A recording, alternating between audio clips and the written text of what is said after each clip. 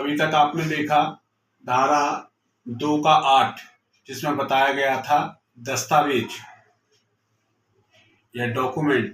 तो कोई भी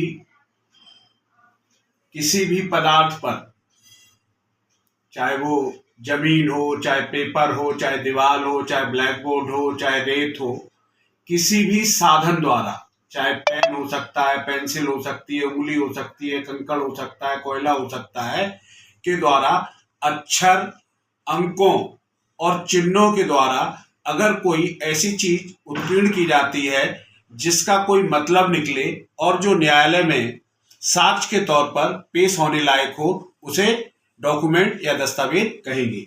अब आगे आते हैं धारा 2 का 9 कपट पूर्वक। तो कपट पूर्वक है, इससे कपट करने के आशय से कोई कार्य करना विपरीत है, अन्यथा नहीं। जैसे आप उदाहरण समझिए तब समझ में आएगा कि मान लीजिएगा आप जानबूझ के कोई आदमी खड़ा हुआ और उसकी चेयर आपने पीछे खींच दी और वो बैठने पर गिर गया, उसको चोट लग गई, तो ये काम आपने कपट पूर्वक किया। और अगर धोखे से पैर लग गया और चेयर पीछे हो गई है फिर भी वो गिर गया है, बात वही हुई है, लेकिन जहां आपका कोई इंटेंशन नहीं था कपट करने का, तो कहा जाएगा कपट पूर्वक नहीं किया गया है। अगली बात आती है धारा 2 का 10 लिंग या जेंडर। तो जेंडर का लिंग पुल्लिंग वाचक शब्द और वह और उसके व्युत्पन्न का प्रयोग किसी भी व्यक्ति के लिए किया जाता है, चाहे वह पुरुष हो या महिला हो या उभयलिंगी हो। तो इसका मतलब है चाहे वह अगर कोई शब्द यूज किया जा रहा है तो वह उसी तरह जो है पुल्लिंग पे लागू होगा, स्त्रीलिंग पे लागू होगा और ट्रांसजेंडर पे भी लागू होगा। यहाँ ट्रांसजेंडर के लिए कहा गया है, ट्रांसजेंडर का वही अर्थ होगा उभयलिंग व्यक्ति अधिकारों का संरक्षण अधिनियम 2019 की धारा 2 के खंड टा में दिया गया है। आगे आते हैं, ये इंपॉर्टेंट भी है, धारा 2 का 11 सद्भावना पूर्वक।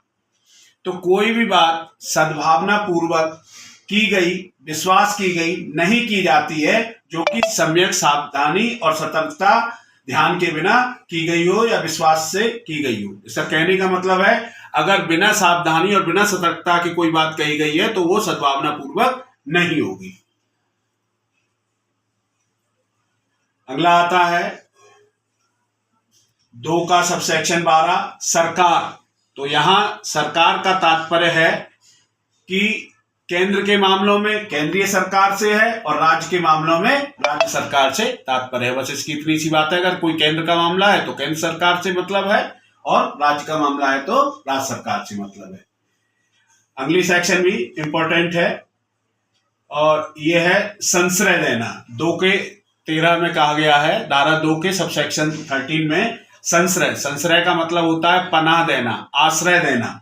इसके अंतर्गत किसी व्यक्ति को आश्रय में भोजन देना, पेय पदार्थ देना, धन देना, वस्त्र देना, आयुध देना, आयुध का मतलब यहाँ वेपन से है, गोला बारूद देना, या उनको कोई व्हीकल उपलब्ध कराना, या किन्हीं साधनों से चाहे वे उसी प्रकार के हों या नहीं जिस प्रकार से इस खंड में प्रगठित हैं, किसी व्यक्ति की सहायता पकड़े जाने से बचने के लिए करना। यहाँ कहने का तात्पर्य यह है कोई आतंकवादी भाग रहा है और आपने अगर उसे अपनी गाड़ी में लिफ्ट दे दिया जिससे वो गिरफ्तार, पुलिस उसे अरेस्ट न कर पाए, तो ये इस 2-13 के संश्रय के अंतर्गत आएगा। यहाँ खास बात यह है कि अगर कोई पत्नी अपने पति को संश्रय देती है तो वह इस धारा के अंतर्गत नहीं आएगी। इसी तरह कोई पति अपनी पत्नी को आश्रय देता, चाहे वो जितना बड़ा भी अपराधी हो, डकैत हो, तो वो इस धारा के अंतर्गत काउंट नहीं होगा।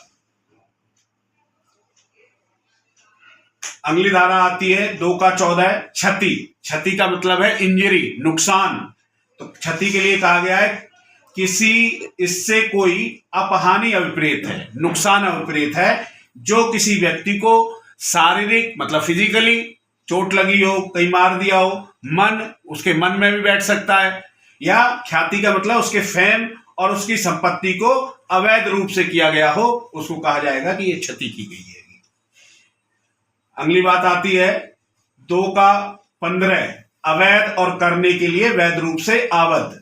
तो अवैध तो समझ ही रहे हो आप, इलीगल है, जो गैर कानूनी काम करते हैं वो अवैध हो गया।